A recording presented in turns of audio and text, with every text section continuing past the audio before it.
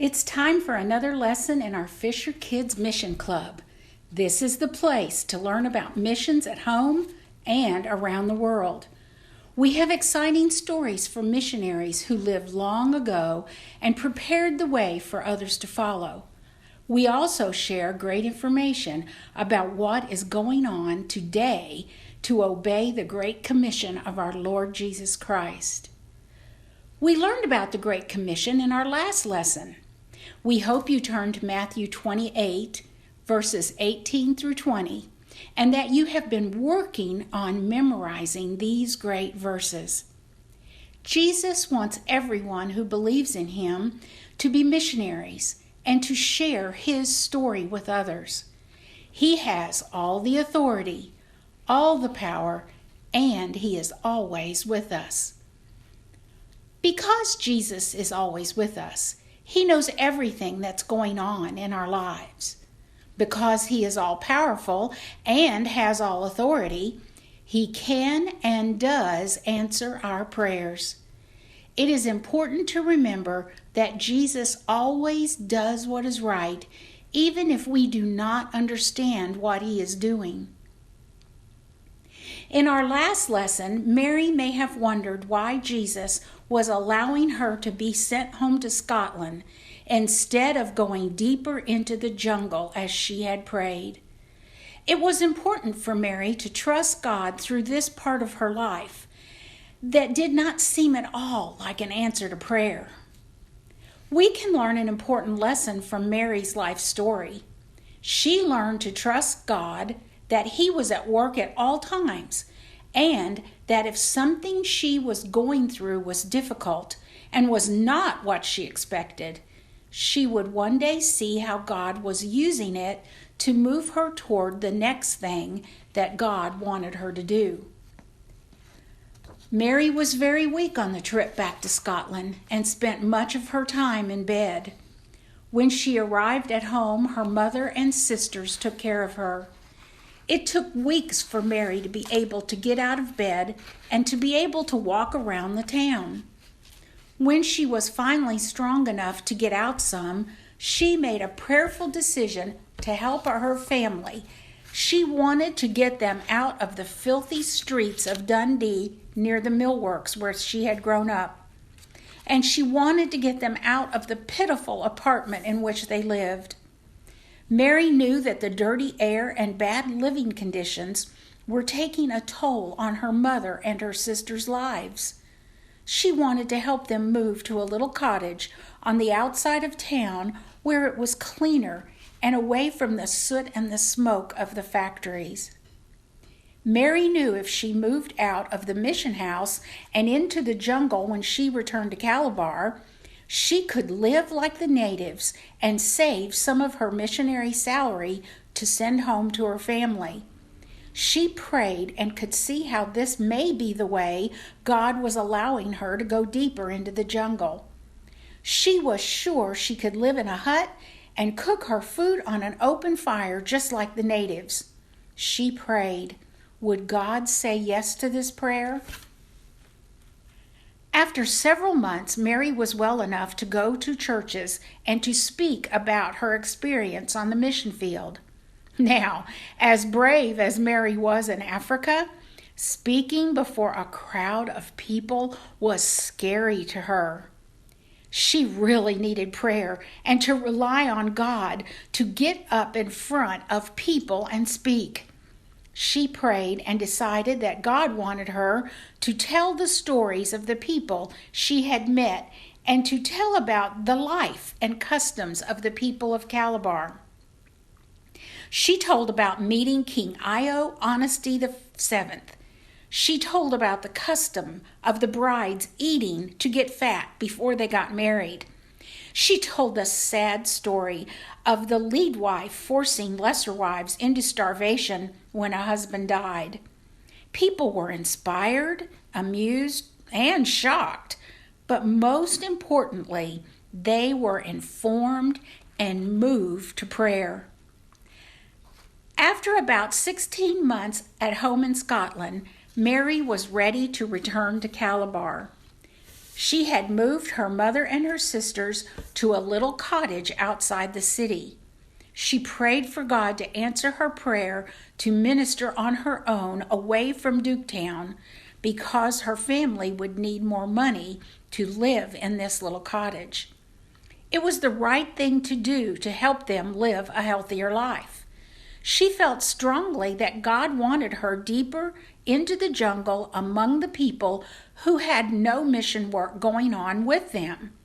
She prayed for God to work out all the details of what she thought was His plan for her. There are many verses and stories in the Bible to teach us to put our thoughts and plans before the Lord and to trust Him with what we think we should do. If God opens a way, we can know that it is good and it is His will. If He does not open a way for us to do what we plan, we need to wait and seek the Lord and see if He guides us to a different plan. One of the verses Mary surely knew is found in the book of Psalms. The Psalms are songs that were written long ago so people could sing about God and His ways. Singing these verses taught them how to live for the Lord. In Psalm 37, we find verses that King David wrote about trusting God with our plans. Verses 4 and 5 are good to memorize and remember the lesson on trust. Psalm 37, 4 and 5. Delight yourself in the Lord, and He will give you the desires of your heart. Commit your way to the Lord. Trust in Him, and He will do this. Memorizing God's Word is such a good skill to develop. We hope you read the entire Psalm 37 and get a picture of how King David was learning to trust God. Mary did delight in the Lord. She loved the Lord and wanted to please Him. The desires of her heart were to do more for Him by taking the message of the gospel to people who had never heard. She also honored God by wanting to honor her mother. She wanted to help her family, which is very pleasing to God. She would commit her plan to God in prayer and trust Him to do it. When Mary returned to Duketown, it was only a short time before she was given an assignment to minister to people in another town 3 miles deeper into the jungle. Now, that wasn't very far, but it was a step toward her goal, and she would be there on her own, making her own decisions on how best to minister to the people. Mary was still new at the mission field, but after putting in 3 years, she was on her way to becoming a veteran missionary. The village was called Old Town, and it had not been a place of success for the other missionaries. There was an abandoned mud hut that needed to be fixed so Mary could live in it. Some people from Duketown helped her to get settled. She had an iron bed frame, a few pots and pans, and her own personal belongings. She intended to live as much like the natives as possible. She would trade in their market and eat what they ate. She wanted to get to know them and gain their respect. The one little bit of the civilized world that Mary kept was a pot to make tea and some tea. She wanted to keep that tradition of having a cup of tea in the morning. It reminded her of her family. It reminded her of home in Scotland. Mary knew a few of the young boys who lived in this new town because they had been in her class back in Duketown. Soon she set up a school and she had willing students. She decided that she needed to make friends, meet people's needs, and help the sick. These were the things that Mary could do as she was teaching and telling Bible stories and engaging people in conversations with the goal of sharing the love of the Lord Jesus Christ. Mary spoke to the people in a way that showed wisdom and God's love.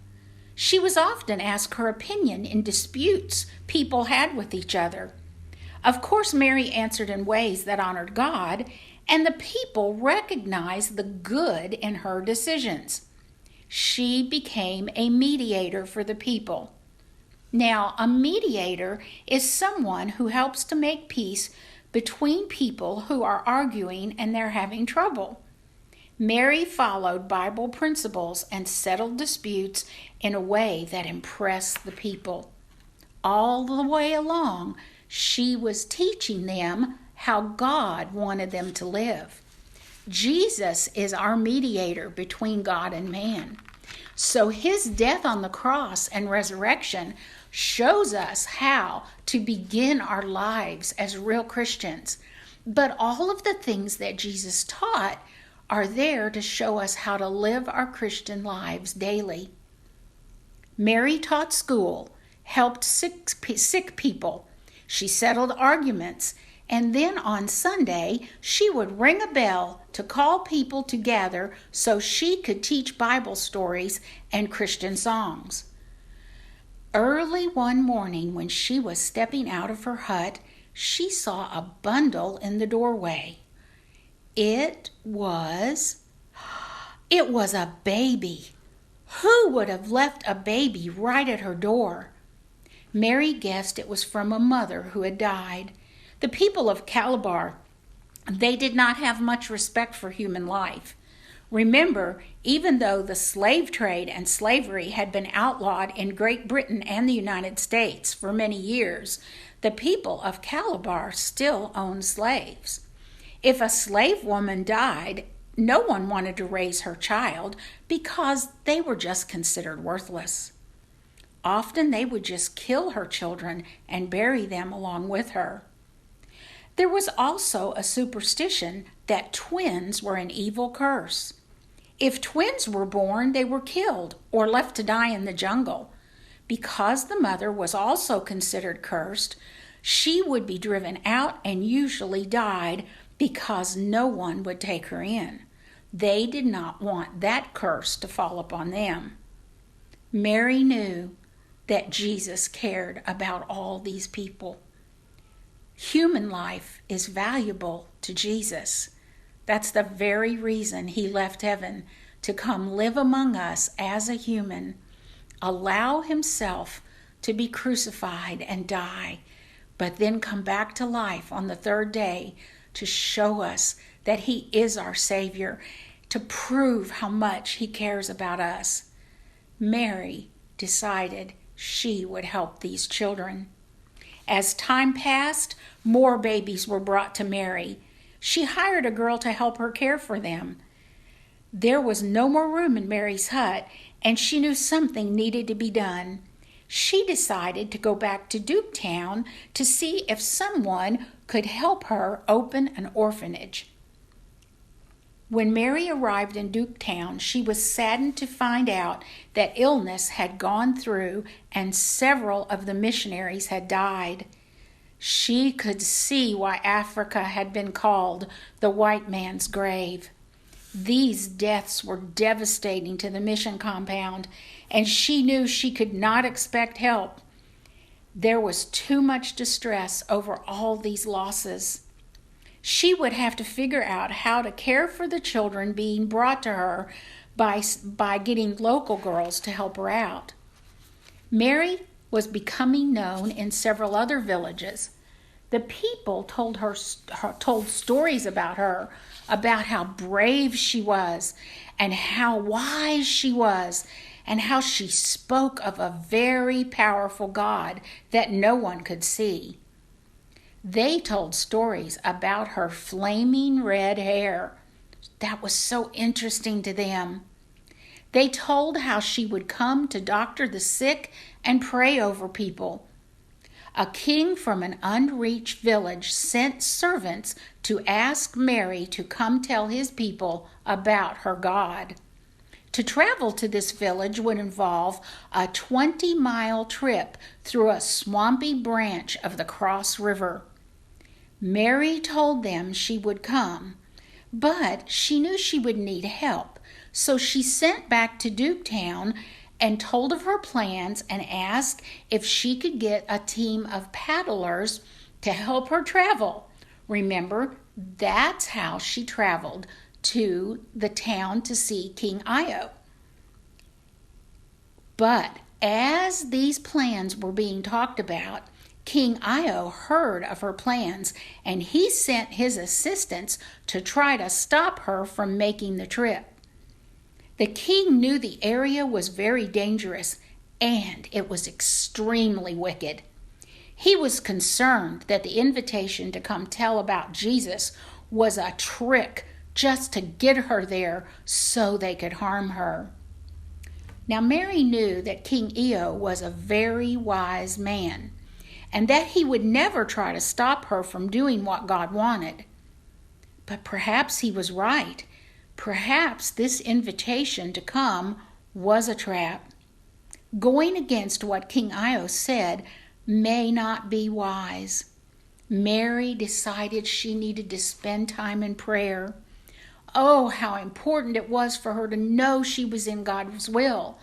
Should she go, or should she listen to the words of King Io? Oh, boys and girls, anytime you don't know what to do, you can go to God in prayer. Mary was very serious about serving Jesus. She wasn't playing games. She was serious about believing that God was calling her to go deeper and deeper into the jungles. But she had to be sure. Was she doing just what she wanted, or was she really hearing from God? After a serious time in prayer, Mary decided that God wanted her to go to this new village. She sent word to King Io that she really wanted to go and felt it was God leading her. Then the king sent word right back. His reaction to what she said was very surprising. Oh, boys and girls, I see we are out of time for this week's lesson. You will be surprised to find out what the king said and what happens next with our adventures of Mary Slessor, missionary to Calabar, Africa.